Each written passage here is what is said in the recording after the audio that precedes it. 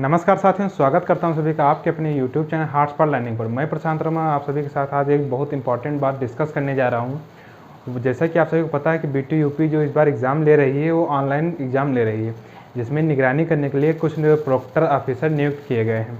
तो सबसे पहले आपको बताना चाहेंगे, जो प्रोक्टर ऑफिसर होते हैं दो प्रकार के होते हैं। एक होते AE और एक होता है ह्यूमन, यानी कि जो फिजिकली आप लोगों पर निगरानी करते हैं। ठीक, तो यही जो होता है आर्टिफिशियल इंटेलिजेंस होता है, जो आप सॉफ्टवेयर यूज़ करते हैं, जिस सॉफ्टवेयर आप देते हैं पेपर, वही आपका प्रोक्टर ऑफिसर होता है। और जो फिजिकली होते हैं, यानी कि जो आपको एक पर्सन नियुक्त किया जाता है आपको निगरानी करने के लिए आपका, तो उस पर्सन के बारे में हम बात करेंगे। तो डरना तो दोनों से ज़रूरी है और दोनों इम्पॉर्टेंट भी रखते हैं आपके ऑनलाइन एग्ज़ाम में। तो काफ़ी ज़्यादा स्टूडेंट तो इससे चिरपरिचित हो गए हैं। जैसे फाइनल ईयर के जो स्टूडेंट हैं उनका तो एग्ज़ाम काफ़ी दिन से स्टार्ट है, वो प्रोक्टर ऑफिसर के बारे में काफ़ी ज़्यादा जान चुके हैं कि वो क्या क्या नोटिस करते हैं, कब कब वार्निंग उनकी आती है और कितना कुछ होता है, वो सब कुछ उनको पता चल चुका होगा। लेकिन जो सेकेंड ईयर या फर्स्ट ईयर वाले स्टूडेंट का उनका कल से मॉक टेस्ट स्टार्ट है। वैसे डेट तो आज ही थी, लेकिन अभी तक उनको ID पासवर्ड नहीं मिला है। कल से उनका मॉक टेस्ट स्टार्ट है, उसके बाद फिर उनका प्रोक्टर ऑफिसर से मुलाकात होगी। बट ये है कि मॉक टेस्ट में उनका कोई प्रोक्टर ऑफिसर नहीं होगा, उनको बस सॉफ्टवेयर ही प्रोक्टर के रूप में, यानी AE प्रोक्टर ही उनको उन पर निगरानी करेगी। और उनको जो फिजिकली या फिर जो ह्यूमन उनके लिए नियुक्त किया जाता है, उस प्रोक्टर ऑफिसर से कोई मुलाकात उनकी नहीं हो पाएगी। ठीक, तो उस समय आपका जो रियल एक्सपीरियंस है वो आपको एग्जाम में ही पता चलेगा प्रोक्टर ऑफिसर असलियत में होता क्या है। लेकिन हम कुछ अपना अनुभव तथा जो लाइव अनुभव हमें प्राप्त हुआ है उसके द्वारा आप सभी के साथ हम कुछ इन्फॉर्मेशन शेयर करने जा रहे हैं या साझा करने जा रहे हैं आप सभी के साथ। तो प्लीज़ कमेंट करके बताइए कि आप सभी को ये इन्फॉर्मेशन कैसा लगा।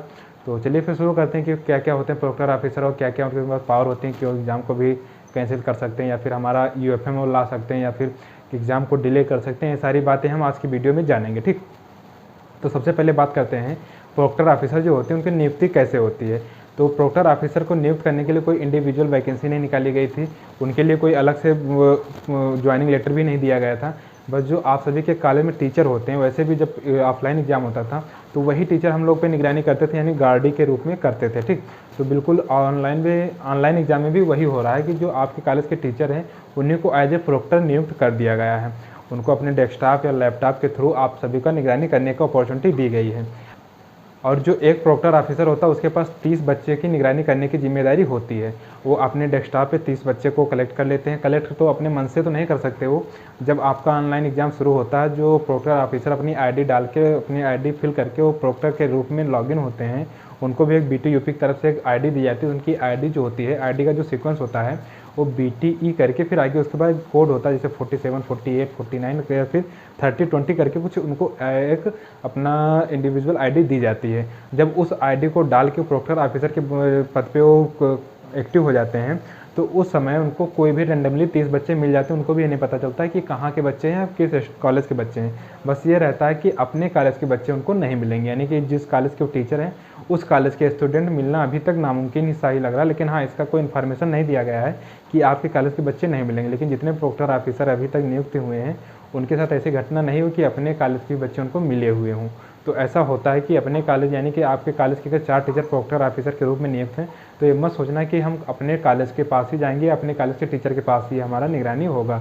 तो ऐसा नहीं, आप किसके पास जाते हैं आपको नहीं पता होता है, वो उसी को पता होता है जो प्रोक्टर ऑफिसर होता है। वैसे आपका नाम या आपके कॉलेज का नाम तो वहाँ नहीं शो होता है, मतलब कि जो BTUP या एग्ज़ाम के लिए जो पर्सनल इन्फॉर्मेशन हो तो वहाँ पे शो होता है। तो अगर एनरोलमेंट नंबर भी आपका शो हो रहा है तो आपको पता होगा जो स्टार्टिंग के दो डिजिट होते हैं, आपका ईयर बताता है किस ईयर में आपने एडमिशन लिया, 2019, 2020, 2018 में। ठीक, उसके बाद आपका कॉलेज कोड होता है कि जैसे जो भी कॉलेज कोड होता है 4 डिजिट का कॉलेज कोड होता है। उसके जस्ट बाद आपका 3 डिजिट का आपका सब्जेक्ट कोड होता है। उसके बाद आपका एनरोलमेंट नंबर होता है। ठीक, तो अगर ये कॉलेज कोड से ही पता कर सकते हैं किस कॉलेज का स्टूडेंट हमारे साथ कनेक्ट हुआ है। तो प्रोक्टर ऑफिसर के इंटेलिजेंस पे है कि वो पता करना चाहता है या नहीं पता करना चाहता, उसमें कोई इंटरेस्ट नहीं लेते हैं ज़्यादा पता करने में। ठीक, तो ये तो हो जाता है उनके पास डैशबोर्ड। वैसे हम आपको डैशबोर्ड शो कर सकते थे कि प्रोक्टर ऑफिसर के पास क्या क्या होता है, लेकिन कुछ पर्सनल इश्यूज़ की वजह से, क्योंकि अगर हम उसको शो करेंगे तो हमें उसको ब्लर ही करना पड़ेगा, क्योंकि सारे बच्चों का वहाँ पे क्लियर इन्फॉर्मेशन होता है। ठीक, तो वो हमें ब्लर करना पड़ेगा, तो इसलिए कोई शो करने से कोई मतलब नहीं रह जाएगा, तो हम उसको आप सभी के साथ शेयर नहीं करेंगे। अगर किसी को पर्सनली जानना है तो इंस्टाग्राम नीचे लिंक दी गई है, वहाँ पे हमें DM करें, हम वहाँ पे उसको सारी इन्फॉर्मेशन या पर्सनल जो इश्यूज़ होते हैं या पर्सनल जो इन्फॉर्मेशन वो हम शेयर कर सकते हैं, लेकिन किसी पर्सनल के पब्लिक प्लेटफॉर्म पे हम नहीं कर सकते। प्लीज़ इसके लिए हमें क्षमा चाहूँगा। ठीक, आगे बात करते हैं प्रोक्टर ऑफिसर के पास पावर क्या क्या होती हैं। प्रोक्टर ऑफिसर के पास पावर तो बहुत कुछ होती है, चाहे वो इंटेलिजेंस प्रोक्टर ऑफिसर हो या फिर आपका जो ह्यूमन प्रोक्टर ऑफिसर नियुक्त किया जाता है। अब आप पूछेंगे कि कौन कौन से प्रोक्टर ऑफिसर के पास पावर होती हैं। तो पावर की बात अगर उसको एट टाइम देखा जाए, ड्यूरिंग द एग्जाम उसके पास क्या क्या पावर होती है, तो उसके पास केवल पावर उस समय ये होती हैं कि आपसे वो पूछताछ कर सकता है, आप पे निगरानी कर सकता है, आपसे चैट कर सकता है, इसके अलावा और कुछ नहीं कर सकता है। मतलब कि क्या होता है कि आप जब एग्ज़ाम दे रहे हैं उस समय आपको किसी तरह से डिस्टर्ब नहीं कर सकता। बस हाँ, आप पे डाउट अगर हो रहा है कि आपके पास में कोई है या फिर आप किसी एडिशनल डिवाइस से आप चीटिंग कर रहे हैं या वगैरह वगैरह की वजह से, तो आपको उस डाउट के शक में आ रहे हैं, उनके मतलब शक हो रहा है कि ये बंदा कुछ गलत काम कर रहा है, तब की स्थिति में आपसे चैट करेगा।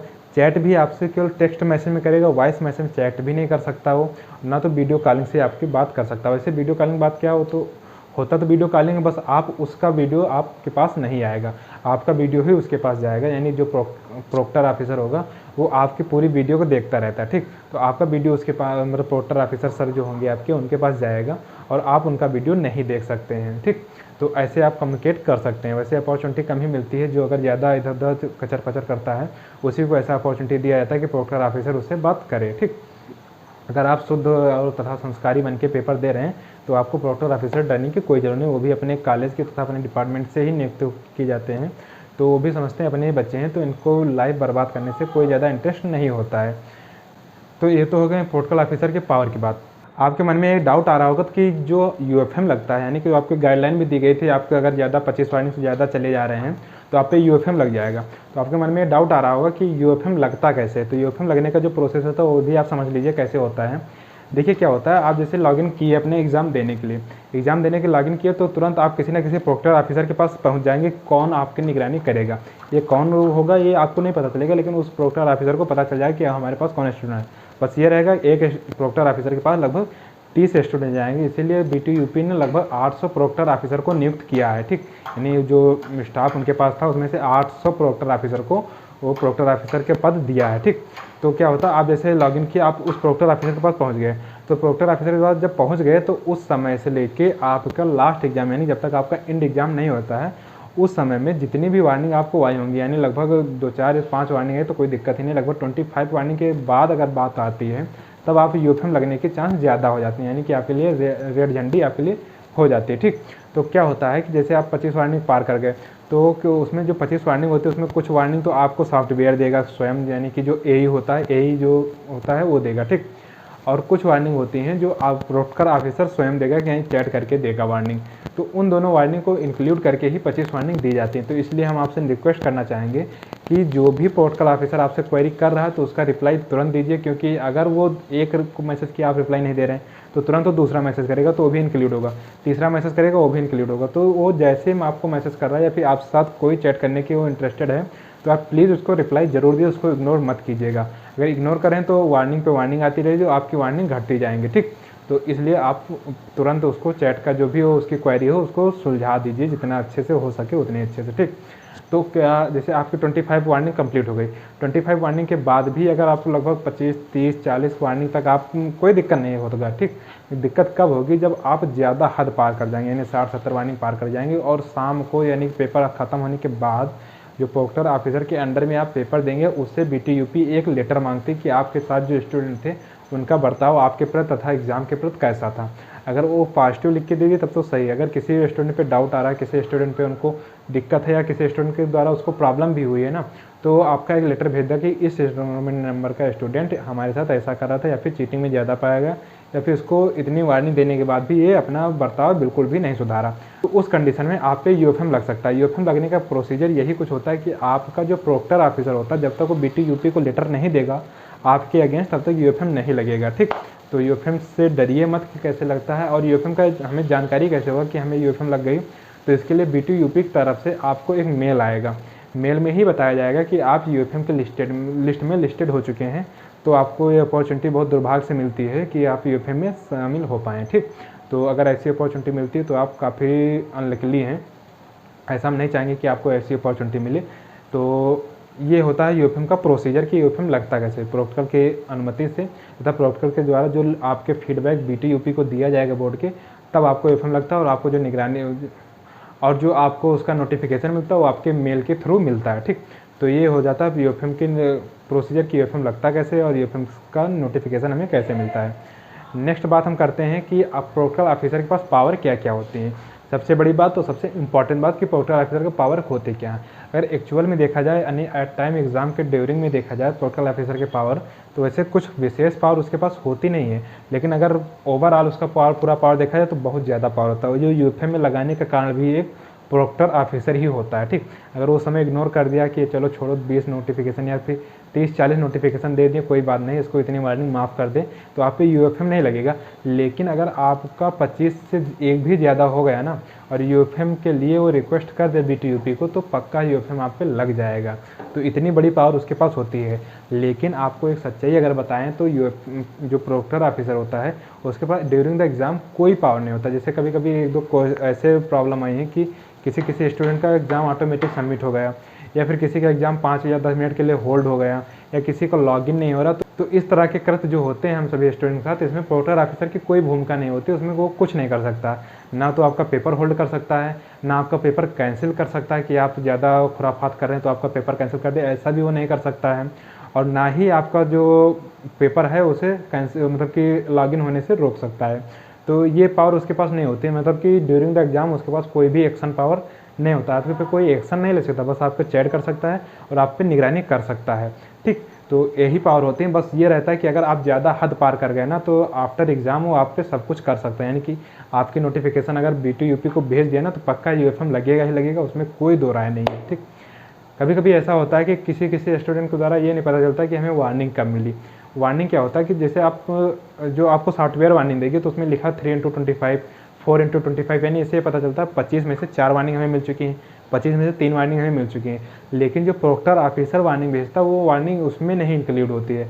वो वार्निंग जो होती है जो प्रोक्टर ऑफिसर का डैशबोर्ड होता है उस पर आपकी प्रोफाइल में नीचे एक गोला सा, वहाँ पे आपको सारी जो वार्निंग होती है वो इंक्लूड होती रहती हैं। वहाँ पे आप किसी मान लो कभी कभी ऐसा होता है कि आप पेपर दे रहे हैं, पेपर के दौरान ही आपका डाटा लैग कर जा रहा है या फिर आपका एग्ज़ाम कैंसिल हो रहा है, तो आप दोबारा जब लॉगिन करेंगे तो किस प्रोक्टर ऑफिसर के पास जाएंगे ये भी आपको नहीं पता होगा। तो जो पहले था वो हो सकता है चेंज हो जाए, चेंज होते रहते हैं, ऐसे कोई बड़ी बात नहीं है। तो ये कैसे पता चलेगा कि जिस प्रोक्टर ऑफिसर के पास जा रहे हैं वो आपकी वार्निंग कैसे इंक्लूड करेगा कि अभी तक इसके पास इतनी वार्निंग आई है। तो उस समय कंडीशन जो आपकी प्रोफाइल वहाँ पे शो होगी, उस प्रोफाइल में नीचे आपका जो वार्निंग लिस्ट होगा उसमें शो होता रहेगा कि ये जहाँ कहीं भी थे इससे पहले उसमें लगभग इनको 30 वार्निंग 25 वार्निंग 40 वार्निंग जो भी दी गई होंगी वो नीचे शो होता रहेगा। ठीक, तो वहाँ से जो जिस नए प्रोक्टर ऑफिसर के पास जाएंगे तो वहाँ भी आपकी वार्निंग वो इंक्लूड रहेंगी, आपकी वार्निंग इरेज नहीं होगी जब तक आपका एग्जाम नहीं खत्म होता है। ठीक, तो अब जिस प्रोक्टर ऑफिसर के बाद में जा रहे हैं तो उस प्रोक्टर ऑफिसर भी आपको एक्शन ले सकता है कि भाई इतनी वार्निंग लेकर ये आ रहा है, यानी कुछ ना कुछ इसने खिचड़ी पकाई ज़रूर होगी। तो आप प्रोक्टर ऑफिसर ज़रूर बच के रहिए और अपना एग्ज़ाम इतने सेवरली से दीजिए। चीटिंग करना अच्छी बात है, जब अपॉर्चुनिटी मिले तो आराम से कीजिए, लेकिन चीटिंग कीजिए लेकिन इतना शार्प होकर चीटिंग कीजिए कि किसी को पता न चले कि ये बंदा चीटिंग भी कर रहा है। ठीक, क्योंकि इतना ज़्यादा अपॉर्चुनिटी इसमें है चीटिंग करने के कि घबराने की बात नहीं कि चीटिंग नहीं होगा तो हम पास नहीं होंगे। काफ़ी ज़्यादा अपॉर्चुनिटी बीटीयूपी भी दे रहा है, इसलिए काफ़ी ज़्यादा रिक्वेस्ट करके बीटीयूपी की जो गाइडलाइन है उसमें भी ये कहा गया है कि आप पेपर दें लैपटॉप से, क्योंकि काफ़ी ज़्यादा उसमें सहूलियत होती है चीटिंग करने में। अगर आप फ़ोन से पेपर दे रहे हैं तो काफ़ी आसानी से प्रोक्टर ऑफिसर भी पता कर सकता है, और जो फ़ोन का कैमरा होता है वो काफ़ी ज़्यादा सेंसिटिव होता है कंपेयर टू लैपटॉप। तो आप कोशिश यही कीजिएगा लैपटॉप से पेपर दें, काफ़ी ज़्यादा सहूलियत भी होगी और काफ़ी बड़ी स्क्रीन रहेगी, तो आप उससे क्वेश्चन भी आसानी से सर्च कर सकते हैं। हम चीटिंग करने को कोई प्रमोट नहीं करें, लेकिन हाँ अगर अपॉर्चुनिटी मिले तो आराम से कीजिए, कोई गलत बात नहीं है। ठीक, ये तो हो गए प्रोक्टर ऑफिसर की पावर की।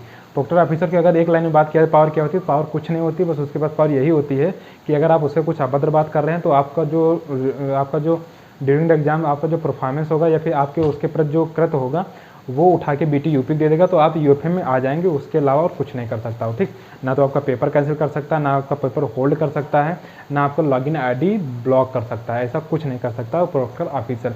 तो प्लीज़ अगर ऐसा किसी के साथ घटना हो रही तो उस समय की सिचुएशन में आप किसी प्रोक्टर ऑफिसर को दोष ना दें, क्योंकि उसमें उनकी कोई भी हाथ नहीं होता, वो बीटीयूपी बोर्ड ही कुछ करता है या फिर टेक्निकल इशू की वजह से ही होता है। ठीक, ये तो हो गई उसकी पावर तथा उसके जो ड्रॉबैक थे, यानी कि जो उसकी कमजोरी थी वो आप सभी के साथ साझा कर दें, लेकिन इसका ये मतलब नहीं है कि उनके साथ एक खिलवाड़ करना शुरू कर दो। प्रोक्टर ऑफिसर हमारा कुछ नहीं करता, बहुत कुछ कर सकता है, आपको यूएफएम में ले जाने का कारण भी प्रोक्टर ऑफिसर ही होता है। ठीक, ये आप समझ लीजिएगा।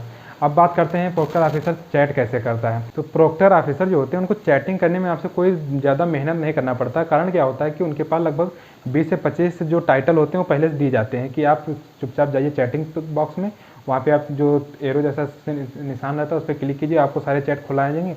जो कॉमन चैट होते हैं जैसे आपको रोटेट योर कैमरा या फिर फोकस ऑन योर फेस, तो इस तरह के जो कॉमन चैट होते हैं वो उसमें इंस्टॉल होते हैं पहले से, उसको क्लिक करके पोस्ट कर देना रहता है।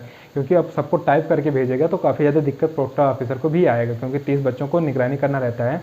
तो इसलिए उनको पहले से इतने जो टाइटल होते हैं वो दिए जाते हैं, यानी इतने आर्टिकल उनको पहले से ही दिए जाते हैं। ठीक, उनको ऐसी कोई दिक्कत वाली बात नहीं कि उनको चैटिंग में प्रॉब्लम होगी। बस ये रहता है कि कभी वो वॉइस मैसेज नहीं भेज सकता, जो भी भेजेगा वो टेक्स्ट मैसेज में ही आप सभी के साथ चैटिंग करेगा। तो इसीलिए कहते हैं कि आप जो भी प्रोक्टर ऑफिसर आपको कोई टेक्स्ट मैसेज भेज रहा है तो उस समय आप उसको रिप्लाई जरूर दीजिए, उसे इग्नोर बिल्कुल मत कीजिएगा, क्योंकि वो बार बार मैसेज भेजता रहेगा तो आपकी वार्निंग घटती जाएंगी और आप दुविधा में आते जाएंगे। ठीक, तो ये हो जाती है उसकी चैटिंग करने की बात कि चैटिंग कैसे करते हैं। और चैटिंग करने के लिए नीचे आपको एक चैट विद प्रोक्टर ऑफिसर लिखा होगा, उसके बाद आपका नाम लिखा होगा अगर आप एग्जाम जिस दिन दे रहे होंगे उस समय। ठीक, तो ये हो जाता है उसका प्रोक्टर ऑफिसर की चैटिंग करने की बात, तो चैटिंग कैसे करता है। ठीक, तो आई होप प्रोक्टर ऑफिसर के बारे में आपको सभी को काफ़ी ज़्यादा नॉलेज मिल चुका होगा कि प्रोक्टर ऑफिसर होते हैं क्या है, इनके पास पावर क्या होती है, इनके पास जो एडिशनल पावर होती है वो क्या होती है और ये क्या क्या कर सकते हैं, क्या क्या एक्शन ले सकते हैं। अब वीडियो के लास्ट में अगर सारांश की बात किया जाए कि एक लाइन में अगर प्रोक्टर ऑफिसर का व्याख्या करना हो तो क्या होगा। प्रोक्टर ऑफिसर एक ऐसा व्यक्ति होता है जो आपके काले से नियुक्त किया जाता है और आप लोगों पर निगरानी करता है। ठीक, बात खत्म। दूसरी बात क्या होता है कि इसके पास जो पावर होती है, इसके पास कोई action power at the exam कुछ नहीं होता है, ड्यूरिंग द एग्जाम इसके पास कोई भी एक्शन पावर नहीं होती है। लेकिन हाँ, एग्जाम के खत्म होने के बाद इसके पास काफ़ी ज़्यादा पावर आ जाती है आपके पे कार्रवाई करने के लिए। कभी कभी खड़ूस प्रोक्टर ऑफिसर मिल जाते हैं कि आप अगर उनके साथ अभद्र व्यवहार करें, या फिर कभी कभी ऐसा होता है कि आप अगर व्यवहार भी नहीं अभद्र कर रहे हैं तो भी वो आपको यूपी में डालने के लिए क्वेरी कर सकता है, यानी कि BTUP को आपकी रिपोर्ट भेज सकता है। तो ये होता है उसका पावर। ठीक, अब उसके बाद चैट करने के लिए तो आप चैट उसको ज़रूर कीजिएगा, क्योंकि अगर आपसे और अपॉर्चुनिटी मिल रही चैटिंग करने के लिए तो आप चैटिंग ज़रूर कीजिएगा। लेकिन अगर ओवरऑल बात किया जाए तो प्रोक्टर ऑफिसर से आपको डरने की कोई ज़रूरत नहीं। जो आपके दिमाग में मन मस्तिष्क में ये भय बना हुआ है कि प्रोक्टर ऑफिसर होता कौन है, तो बिल्कुल भी निकाल दिए। वो भी आप सभी हम सभी के बीच के एक टीचर होते हैं जो अभी तक हम लोग को पढ़ा रहे थे, और अब वो आज ये अपॉर्चुनिटी उनको मिली कि हम लोग पे निगरानी कर रहे हैं। वैसे कई फीसदी अपॉर्चुनिटी उनको इससे पहले भी मिल चुकी हैं। ठीक, तो वो भी एक ह्यूमन भी होते हैं और हम लोगों की फीलिंग्स तथा हम लोगों की जिम्मेदारी को समझते हैं। तो कोई ऐसा प्रोक्टर ऑफिसर आपको नहीं मिलेगा कि आपके फ्यूचर के साथ खिलवाड़ कर दे। लेकिन हाँ, आप अगर उसके साथ सही व्यवहार कर रहे हैं तब। अगर आप उसके साथ दुर्व्यवहार करेंगे तो डेफिनेटली वो भी आपके साथ कुछ ना कुछ अनुचित ही करेंगे, क्योंकि आप उनके साथ पहले से दुर्व्यवहार कर चुके हैं। तो आई होप आपको सारा डाउट क्लियर हो गया होगा कि प्रोक्टर ऑफिसर होता कौन है, कैसे नियुक्ति होती है, क्या क्या वो कर सकते हैं। तो आप सभी को यही कहना चाहेंगे कि आप उनका रिस्पेक्ट करें और उनके साथ अच्छे से बर्ताव करें, और उनसे डरने की जरूरत नहीं, बस आप ईमानदारी से पेपर दें। ठीक, तो आने वाले आप सभी के एग्जाम के लिए ऑल द बेस्ट मिल। तो अगर आपको वीडियो अच्छा लगा तथा नॉलेजफुल लगा तो प्लीज़ वीडियो को लाइक करें, चैनल सब्सक्राइब तथा उन दोस्तों के साथ जरूर शेयर करें जिनको प्रोक्टर ऑफिसर के बारे में काफ़ी ज़्यादा डर तथा उनको भय बना हुआ है। तो आज के इस वीडियो में इतना ही, मिलते हैं किसी नेक्स्ट वीडियो में, तब तक के लिए जय हिंद, धन्यवाद।